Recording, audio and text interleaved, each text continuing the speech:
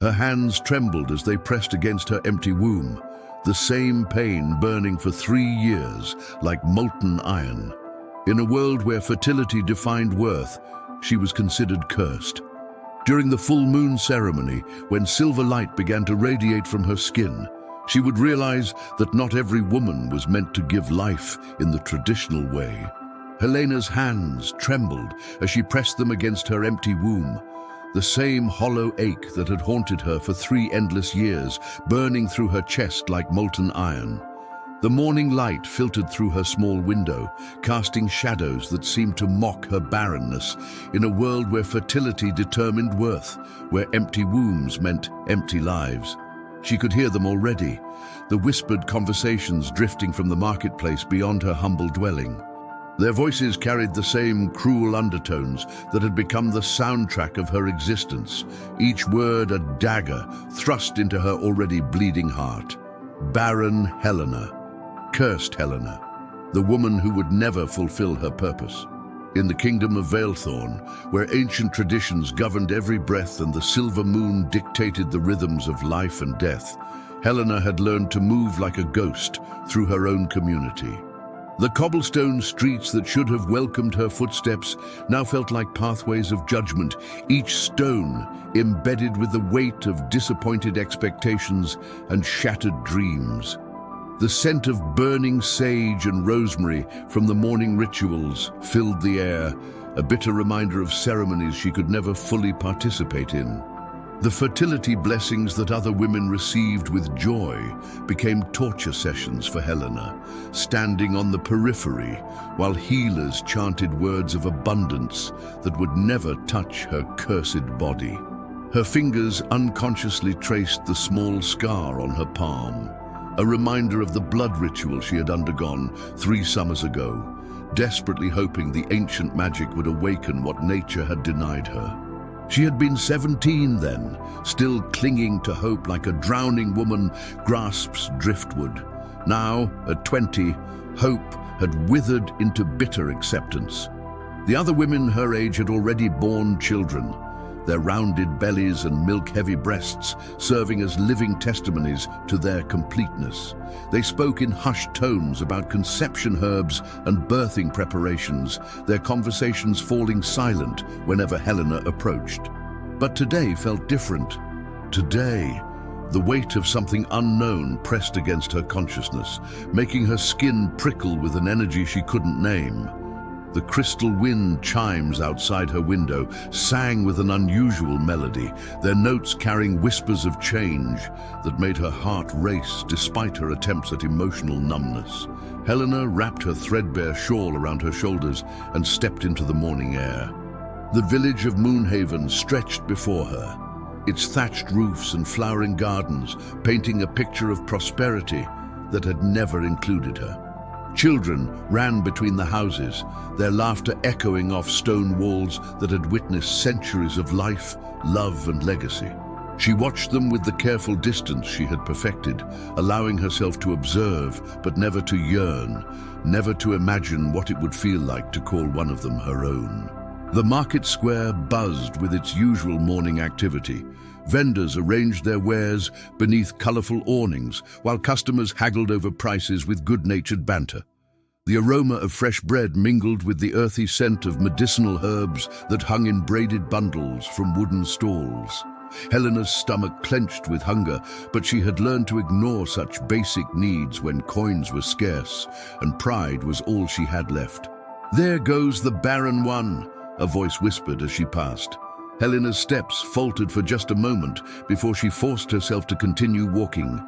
The words weren't new, but they still had the power to slice through her carefully constructed armor of indifference. She made her way to the healing sanctuary, an ancient stone building covered in climbing vines where she worked as an auxiliary healer. It was menial work, mostly cleaning and organizing, but it allowed her to learn about herbs and remedies while earning just enough to survive. The head healer, Master Aldrich, tolerated her presence because she had gentle hands and an intuitive understanding of which plants could ease suffering. The sanctuary's interior was cool and dim, filled with the mingled scents of countless medicinal preparations. Dried herbs hung from the rafters like nature's chandelier, while shelves lined with glass bottles and ceramic jars created a maze of healing possibilities. Helena found solace here among remedies for ailments that had nothing to do with empty wombs or failed purposes. "Helena," Master Aldrich's voice called from the preparation room.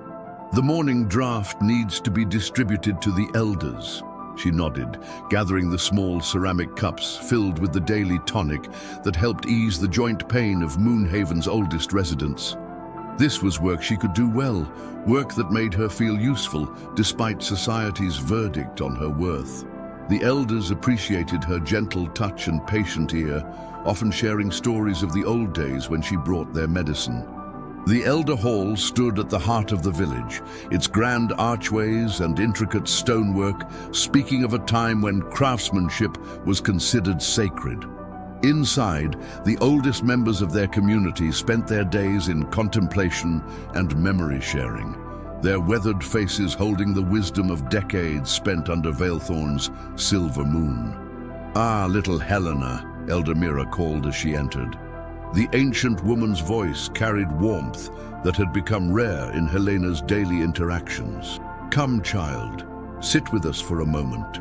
Helena distributed the morning drafts with practiced efficiency, but Elder Mira's gnarled hand caught her wrist as she prepared to leave. The old woman's eyes, clouded with age but sharp with intelligence, studied Helena's face with uncomfortable intensity. "You carry shadows that don't belong to someone so young," Elder Mira observed. "But shadows sometimes hide the greatest light, child. Remember that when the time comes." Before Helena could ask what she meant, Elder Mira had turned back to her companions, leaving Helena with questions that buzzed in her mind like persistent insects. The old woman had always been different, more attuned to things others couldn't see. Some whispered she had the sight, the ability to glimpse fragments of future in the patterns of present moment. The rest of Helena's morning passed in its usual rhythm of quiet tasks and careful invisibility.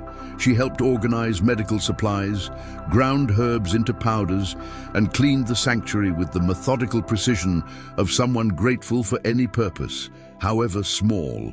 But Elder Mira's words echoed in her thoughts, creating ripples of unease in her carefully maintained emotional stillness. As afternoon approached, the village began preparations for the evening's moon ceremony. These monthly gatherings under the full moon were central to their community's spiritual life, times when they honored the celestial body that governed their agricultural cycles and marked their sacred calendar. For fertile women, it was a time of blessing and renewal. For Helena, it was another reminder of her exclusion from the community's most meaningful rituals. She was preparing to leave the sanctuary when Master Aldrich appeared beside her, his expression unusually serious. The elderly healer had never shown her particular attention before, treating her with the same professional courtesy he extended to all his assistants. "Helena, I need to speak with you about something important," he said, glancing around to ensure they weren't overheard. "There are discoveries I've made in the ancient texts, things that might change how we understand certain conditions."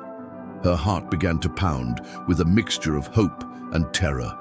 "What kind of discoveries?" Master Aldrich moved to a locked cabinet she had never seen, opened.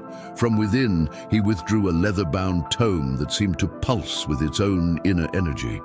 The cover was adorned with symbols she didn't recognize, intricate designs that seemed to shift and dance when she looked at them directly. "This manuscript speaks of bloodlines that carry gifts rather than curses," he said, his voice barely above a whisper. "Lineages where what appears to be lack is actually something else entirely, something powerful." Helena's breath caught in her throat. "I don't understand."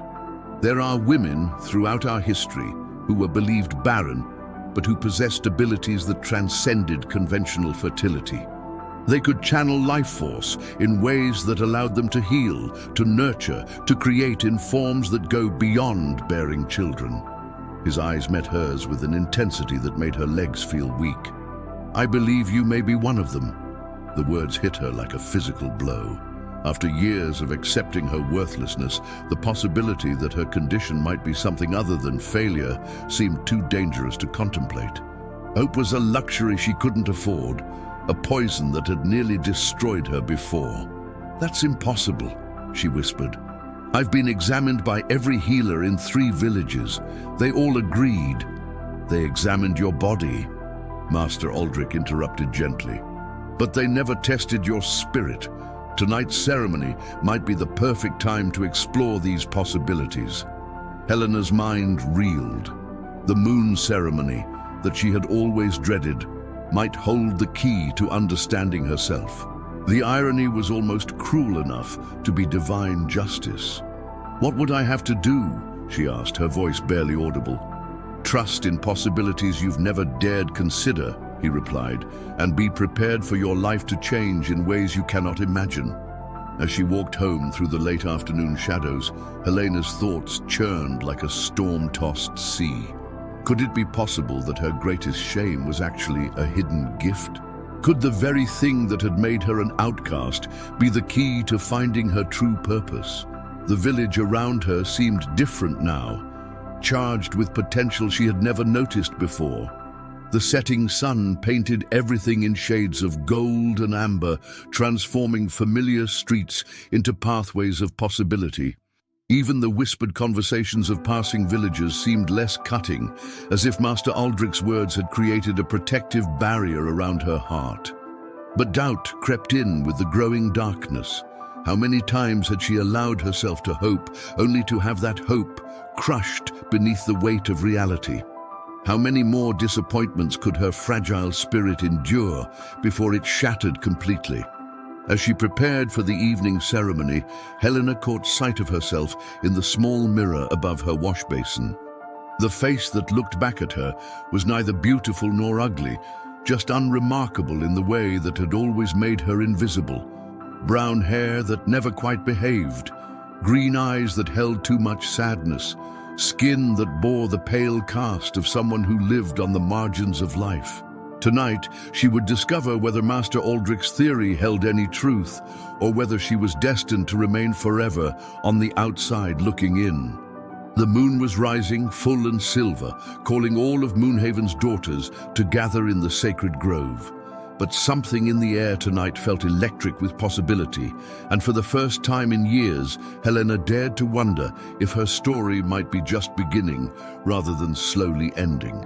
The thought both terrified and exhilarated her, creating a tension in her chest that felt almost like anticipation.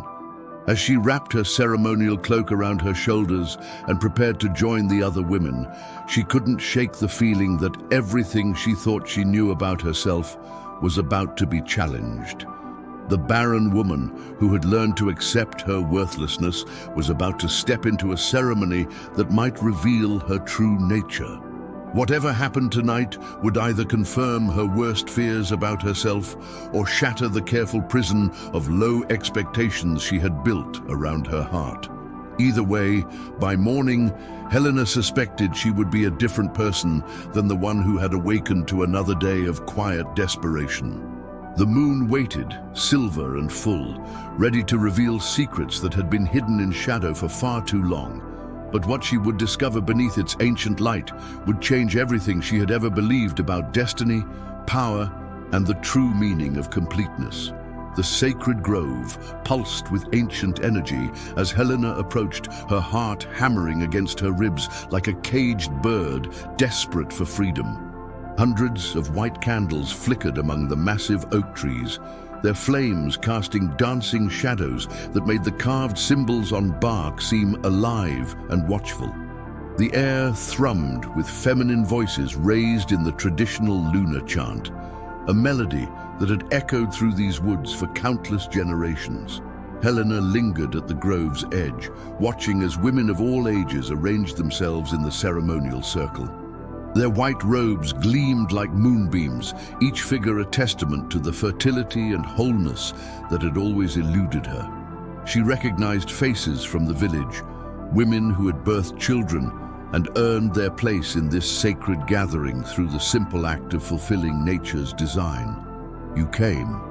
The voice belonged to Seraphina Blackthorn, the village's most accomplished healer, and a woman whose beauty was matched only by her cruelty. She appeared beside Helena with the fluid grace of a predator, her perfect features arranged in a smile that never reached her ice-blue eyes. How brave of you to join us, despite your condition. Helena's throat constricted. Seraphina had made her life miserable for years, using her position of respect to ensure Helena remained isolated and ashamed. The woman's 3 healthy children played among the other youngsters at the ceremony's periphery, living proof of her superiority in their society's harsh calculations. Master Aldrich suggested I attend, Helena managed, keeping her voice steady despite the trembling in her hands. Seraphina's laugh was like silver bells filled with poison. Did he? How interesting. I wonder what delusions the old man has been feeding you.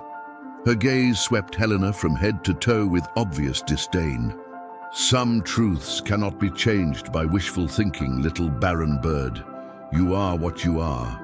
Before Helena could respond, a hush fell over the grove. The ceremonial drums began their deep, rhythmic pulse, and every woman turned toward the clearing's heart, where the high priestess Evangeline emerged from between the ancient trees. The elderly woman's presence commanded instant reverence, her silver hair flowing like water in the moonlight, and her robes adorned with symbols that seemed to glow with their own inner fire. But it wasn't the high priestess who stole Helena's breath and made her heart stop beating for several terrifying seconds. Behind her walked a figure that dominated the grove, despite his silent approach, a man whose very presence seemed to bend reality around him, like gravity pulls lesser objects into orbit. Darius Shadowmere, Supreme Alpha of the Northern Territories, stood nearly 7 feet tall, with shoulders broad enough to block out the moon. His dark hair caught the candlelight like black silk, and his steel-gray eyes held depths that spoke of power beyond mortal understanding. Scars decorated his visible skin like badges of honor, each mark telling stories of battles fought and won in defense of their realm. He wore simple black leather, but authority radiated from him in waves that made every woman in the grove unconsciously bow their heads in respect. Helena had never seen him this close before. The Supreme Alpha was a figure of legend, spoken of in whispered conversations and children's bedtime stories. He ruled not just their village, but dozens of communities spread across the mystical Northern Territories, his word serving as law for thousands of supernatural beings who called him Master. Yet here he stood in their humble grove, his presence transforming the familiar ceremony into something charged with dangerous possibility. Tonight, High Priestess Evangeline announced, her voice carrying clearly through the grove despite its gentle tone, we gather not only to honor the moon's blessing, but to witness a revelation that will reshape our understanding of divine purpose. Whispers rippled through the assembled women like wind through wheat. Helena felt Seraphina's sharp gaze boring into her, but she couldn't look away from the Supreme Alpha. There was something about his stillness that spoke of coiled power, of a predator deciding whether the gathered women were prey or pack. For too long, the High Priestess continued, we have believed that a woman's worth lies solely in her ability to bear children. But ancient prophecies speak of bloodlines that serve different purposes, of women chosen not to create life in the traditional sense, but to channel it in ways that transcend mortal understanding. Helena's knees nearly buckled. Master Aldrich had mentioned similar concepts, but hearing them spoken aloud in sacred space made them feel real in a way that terrified her. Around the circle, confused murmurs arose as women struggled to comprehend words that challenged everything they had been taught to believe. Darius stepped forward, and his voice when he spoke was like distant thunder, deep and resonant and impossible to ignore. The Northern Territories face challenges that require new kinds of strength. Traditional bloodlines alone cannot sustain us through what approaches on the horizon. His grey eyes swept the circle, pausing for a heart-stopping moment on Helena's face before continuing. It is time to acknowledge gifts that have been overlooked, to honor women whose purpose extends beyond conventional expectations. Seraphina's face had gone white with shock and fury. She stepped forward with careful precision, her voice carrying the authority of her position as chief healer. Supreme Alpha, surely you cannot mean to suggest that barren women possess value equal to those blessed with fertility. Our traditions exist for reasons rooted in survival itself. The temperature in the grove seemed to drop several degrees as Darius fixed his attention on Seraphina. When he spoke, his words carried an edge that made several women step backward involuntarily. Are you questioning the wisdom of prophecy, Healer Blackthorn? Or perhaps you believe your understanding surpasses that of our ancestors? Seraphina's perfect composure cracked slightly. Of course not, Supreme Alpha. I merely seek to understand how ancient words apply to our present circumstances. Helena watched this exchange with growing amazement. No one challenged Seraphina Blackthorn, yet here was the Supreme Alpha treating her objections with barely concealed contempt. More shocking still was the implication that seemed to hover in the air like incense smoke, suggesting that women like Helena might possess hidden value. High Priestess Evangeline raised her staff, its crystal top catching moonlight and fracturing it into rainbow patterns that danced across the gathered faces. Tonight, we will perform the ritual of true sight, a ceremony lost to our practices for 3 generations. It will reveal the nature of gifts that lie dormant, waiting for the proper moment to awaken. Helena's breath came in short, panicked gasps. This was happening too quickly, spiraling beyond her ability to process or control. Part of her wanted to run, to flee back to the safety of her small house and the familiar pain of accepted worthlessness. But another part, a part she had buried so deeply she had forgotten it existed, whispered that this moment might be her only chance at discovering who she truly was beneath society's crushing verdict. The ritual requires a volunteer, the High Priestess announced, her ancient eyes scanning the circle. Someone willing to stand before us all and allow the moon's light to reveal whatever gifts the goddess has hidden within her soul. Silence stretched like a bowstring ready to snap.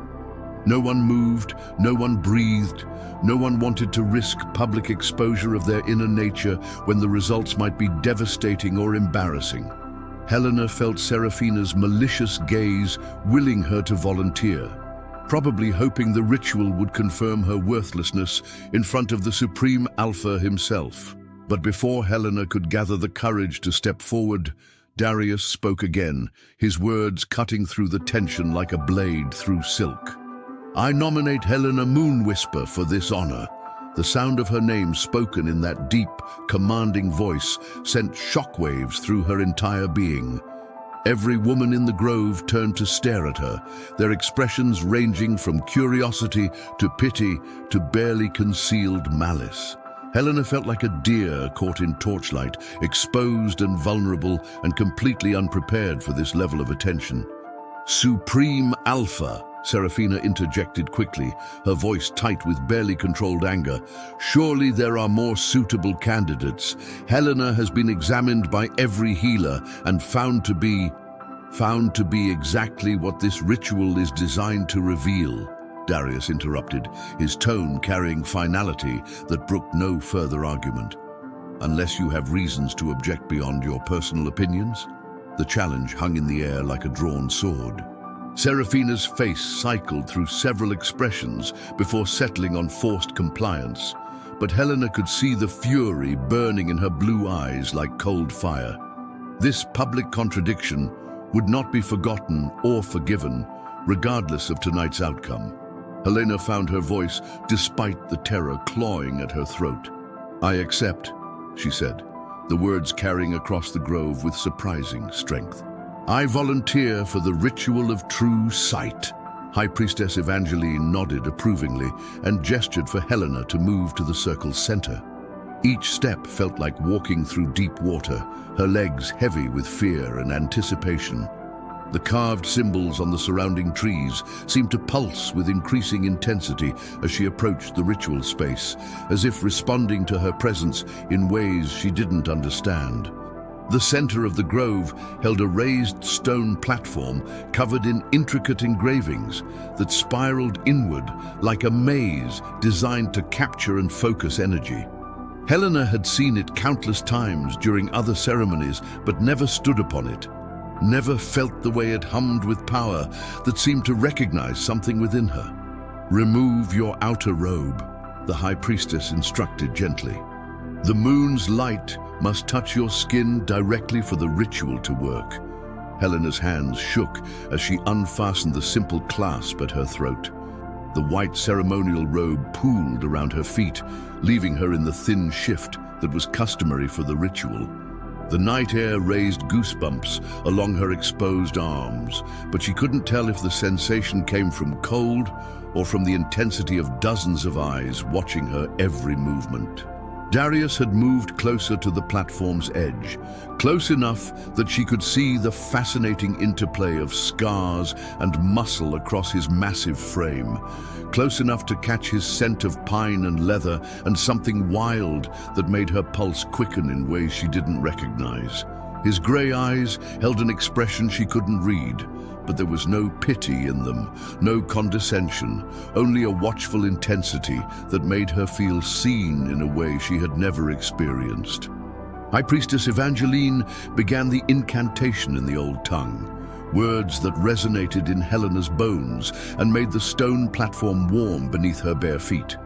The assembled women took up the chant, their voices weaving together in harmonies that seemed to call down the moon's silver light and concentrate it in the grove's heart. As the ritual energy built around her, Helena felt something stirring deep within her chest. It was subtle at first, like the flutter of butterfly wings against her ribs, but it grew stronger with each repeated verse of the ancient song. Heat bloomed along her skin, despite the cool night air, and the symbols carved into the stone platform began to glow with soft silver light that pulsed in rhythm with her heartbeat. Seraphina's voice rose above the others, her words carrying an edge of desperation as she chanted louder and faster, as if she could somehow override whatever the ritual might reveal. But her efforts only seemed to feed the growing energy that swirled around Helena like visible wind. The moment of revelation approached like an incoming storm, and Helena could feel power building inside her that had nothing to do with fertility or traditional feminine gifts. This was something older, wilder, more dangerous than anything she had ever imagined possible. The barren woman who had entered the grove was about to discover that emptiness was not always absence, but sometimes the space necessary for entirely different kinds of creation. But what emerged from the depths of her hidden nature would either elevate her beyond anything she had dared dream or destroy her completely in front of the most powerful being in their realm. The moon reached its zenith above them, ready to illuminate truths that had been buried in shadow for 20 years, and Helena braced herself for discoveries that would either damn her forever or reveal that she had never been cursed at all. The moment the moon's silver light touched Helena's exposed skin, the world exploded into sensation beyond anything mortal flesh was meant to endure. Power erupted from the deepest chambers of her soul, like a dam bursting under impossible pressure, flooding her entire being with energy that felt both foreign and intimately familiar. The stone platform beneath her feet blazed with light so intense that several women cried out and shielded their eyes, but Helena stood at the center of it all, her body becoming a conduit for forces that defied comprehension. Every carving on every tree began to glow in response to her presence, ancient symbols awakening after centuries of dormancy. The very air shimmered around her like heat waves, but instead of warmth, she radiated something that made the assembled women step backward instinctively. This wasn't the gentle, nurturing energy they associated with feminine power. This was something wilder, more primal, touched with the essence of storms and starlight and things that hunted in shadows. Helena's hair whipped around her face as invisible winds swirled through the grove, carrying with them the scents of distant mountains and winter nights and predators stalking through moonlit forests. Her eyes, normally a simple green, now blazed with silver fire that reflected the moon's own radiance.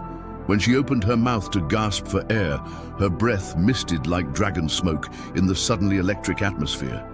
"Impossible," Serafina whispered, her face pale with shock and dawning horror. "She's barren. She can't possess the ancient gift. The bloodlines were lost generations ago." But High Priestess Evangeline was smiling with the satisfaction of someone whose deepest suspicions had been confirmed. "Not lost," she said, her voice carrying clearly, despite the energy crackling through the air. "Hidden, protected, waiting for the right moment to emerge." Darius had gone completely still, his grey eyes fixed on Helena with an intensity that would have been frightening if she could focus on anything beyond the power coursing through her veins like liquid lightning. When he spoke, his voice carried undertones of recognition that made the hair on her arms stand erect. "She's a life weaver," he said, the words falling into the charged silence like stones into still water. "The first to manifest in over 200 years. Helena tried to speak, to ask what those words meant, but her voice emerged as something between song and howl, a sound that made every wolf in the territory lift their heads in response. The power building inside her was reaching critical mass, demanding release or expression or something she didn't understand but desperately needed to provide. "Help her channel it," High Priestess Evangeline commanded, but her words were nearly lost beneath the growing roar of energy that seemed to originate from the earth itself. If she doesn't learn to control it now, the power will consume her. Serafina stepped forward with obvious reluctance, her healer's training warring with her personal animosity toward Helena. "I can try to ground the excess energy, but I've never dealt with anything like this. The old texts speak of life weavers, but they're theoretical, mythical." "They're standing right in front of you," Darius interrupted, moving closer to the platform despite the dangerous energy radiating from Helena's transformed form. "And theory won't help her survive what she's experiencing right now." Helena felt as though her skin might split apart from the pressure building beneath it. Every nerve ending screamed with sensation that bordered on agony, and she could sense, rather than see, the way reality was bending around her like heated glass. The stone platform had become so hot it should have burned her feet, but instead it felt perfectly comfortable, as if her body had adjusted to temperatures that would kill ordinary humans. Through the haze of transformation, she became aware of movement around the grove's perimeter. Dark shapes were emerging from between the trees, drawn by the power she was unconsciously broadcasting. Wolves, she realized, but not the ordinary forest dwellers that occasionally wandered near the village. These were the great dire wolves of the deep wilderness, creatures the size of horses, with intelligence that gleamed in their amber eyes like captured starlight.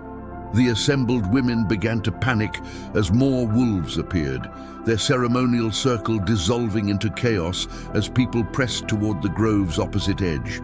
But the massive predators showed no interest in them, focusing instead on Helena with expressions of what could only be described as reverence. They arranged themselves in their own circle around the platform, dozens of them now, their combined presence adding to the already overwhelming supernatural charge in the air. "The wolves recognize her," Darius observed, his voice carrying wonder beneath its usual authority. "They're responding to her call, even though she doesn't know she's making one." Helena tried to step down from the platform, desperate to escape the intensity of what was happening to her, but her legs wouldn't obey. The power had taken control of her body, using her as a vessel for energies that felt older than mountains and deeper than oceans. When she looked at her hands, they were glowing with the same silver light that poured from the platform's carvings, and she could see energy flowing between her fingers like visible music. "What's happening to me?"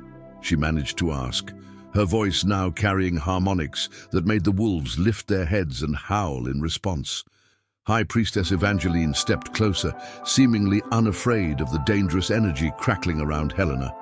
"You're awakening to your true nature, child. Life weavers don't create life in the way other women do.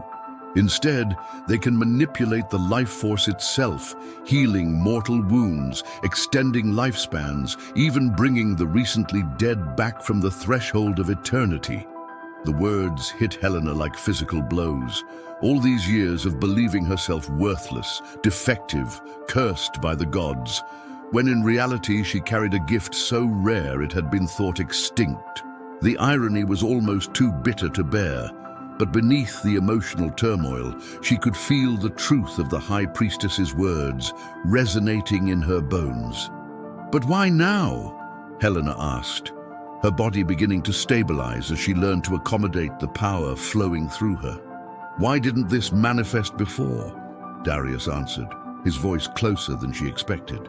She turned to find him standing at the platform's edge, close enough that she could see the way the supernatural energy was affecting him as well. His eyes had taken on a golden cast, and she could sense the wolf that lived beneath his human appearance, responding to her transformed presence. "Life weavers only awaken when they encounter their destined mate," he said, the words carrying implications that made her heart stop and restart with irregular rhythm. "The power remains dormant until it recognizes the one soul it was meant to complement." The silence that followed his statement was broken only by the soft huffing of the dire wolves and the crackling of energy that continued to dance between Helena's fingers. Around the grove, the remaining women stared in shock as the full meaning of the Supreme Alpha's words became clear. Helena wasn't just manifesting a rare gift, she was doing so in response to his presence. Seraphina's face had gone from pale to ashen, her blue eyes wide with a mixture of fury and disbelief. "No," she said, her voice rising to a near shriek. "This is some kind of trick, some deception designed to make us believe the unthinkable. She cannot be his destined mate. I'm the most accomplished healer in the territory, the mother of healthy children, the obvious choice." "The choice was never yours to make," Darius replied, his words cutting through her protests like a blade through silk. "Destiny doesn't consult our preferences or ambitions. It simply is." Helena felt the truth of those words settling into her consciousness like seeds finding fertile soil. The connection she felt to the Supreme Alpha wasn't wishful thinking or desperate imagination. It was as real and undeniable as the power flowing through her transformed body, a recognition that operated on levels deeper than thought or emotion. But the magnitude of what this meant threatened to overwhelm her. She was no longer the barren woman who lived on society's margins, pitied and dismissed by everyone she encountered. In the space of one ritual, she had become something unprecedented, something that would reshape not just her own life, but potentially the entire structure of their supernatural community. "I don't know how to be what you're saying I am," she admitted, her voice smaller now that the initial surge of power had begun to settle into more manageable patterns. "I don't know how to be anyone's destined mate, especially not—" She gestured helplessly at Darius, unable to voice the impossibility of someone like her being chosen for someone like him. His expression softened slightly, though the predatory intensity never fully left his grey eyes. "Learning is part of the journey," he said. "No one expects you to master abilities that have been dormant for 20 years in a single night." High Priestess Evangeline stepped onto the platform beside Helena, seemingly unaffected by the residual energy still crackling through the air.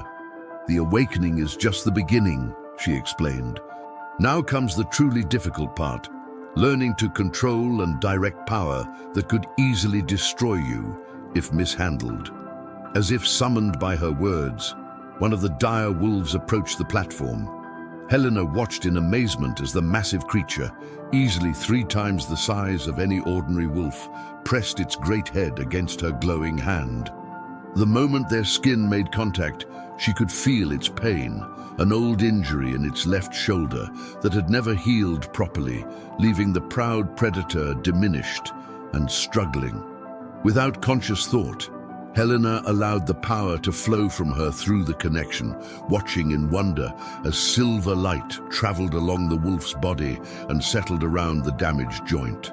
The creature's eyes widened with what could only be surprise as strength returned to the injured limb, as bone and muscle and tendon realigned themselves according to nature's original design.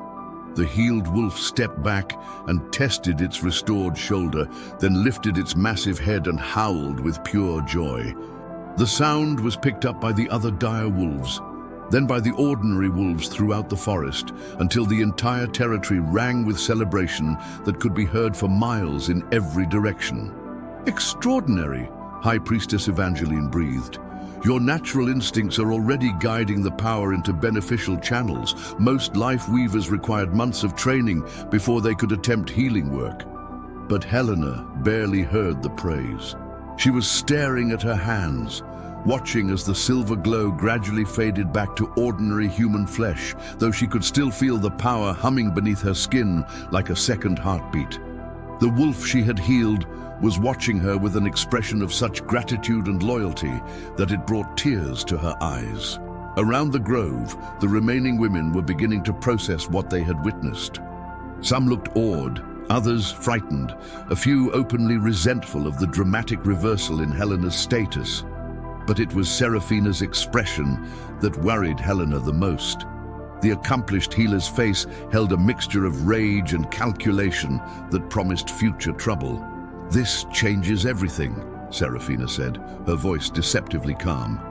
"If Helena truly possesses these abilities, then protocols must be established, tests conducted, proper procedures followed. We cannot simply accept extraordinary claims without thorough verification." Darius's response was swift and definitive. "The verification just occurred in front of dozens of witnesses. What you're suggesting sounds more like stalling tactics designed to undermine what threatens your position." The accusation hung in the air like poison, and Helena could see Seraphina's carefully maintained composure finally cracking completely. "My position is secure, based on years of service and proven competence," she snapped. "I won't be displaced by parlor tricks and convenient timing." "Careful, Healer Blackthorn," Darius warned, his voice dropping to tones that made several dire wolves growl in response. "Your next words will determine whether this conversation continues or ends permanently." Helena found her voice despite the fear clawing at her throat. "Please," she said, stepping between them before the confrontation could escalate further. "This is already overwhelming enough without adding more conflict. I need time to understand what's happening to me before I can think about anything else." The Supreme Alpha's expression softened as he looked at her, though the dangerous edge never completely disappeared. "Of course," he agreed, "but understand that time is a luxury we may not have much of. Word of tonight's events will spread quickly, and there are those who will see your awakening as either a threat to be eliminated or a weapon to be controlled." His words sent a chill through Helena that had nothing to do with the cool night air. In the space of one evening, she had gone from invisible outcast to the center of attention that could prove deadly. The power that had felt like salvation might also become the instrument of her destruction. As the assembled women began to disperse, their voices carrying excited whispers about what they had witnessed, Helena remained on the platform beside High Priestess Evangeline. The dire wolves showed no signs of departing, apparently having decided that guarding the newly awakened Life Weaver was now their primary responsibility.